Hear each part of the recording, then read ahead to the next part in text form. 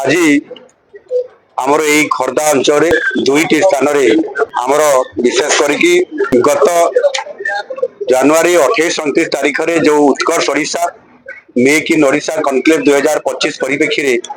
जो आमर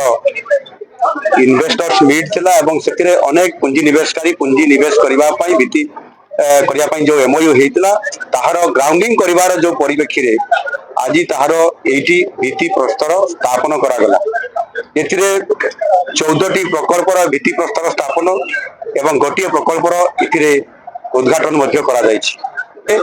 ए अंचल आज 6000 कोटी रु अधिक टंकार एठी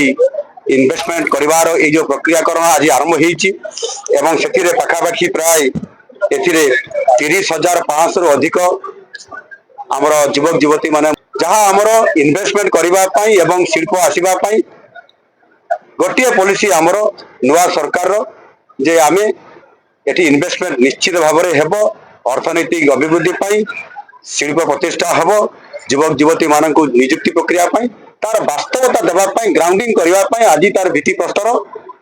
प्रस्तुत करा जाय कि आज शुभारंभ करा जायछि। एटा गोटे निश्चित भाव में आमे बड़े सफलता पाइछु आ एटा होछि आम सरकार प्रथम सफलता। आगामी दिन में मध्य एही भली भाव में श्री गणेश करबा एवं शुभारंभ करबा ए कार्यक्रम को व्यापक भाव में करा जिवो एवं ओडिशा रे एक शिल्पर जो हब करबा पई आमे लक्ष्य रखिछु। निश्चित भाव में आगामी दिन में आमर जो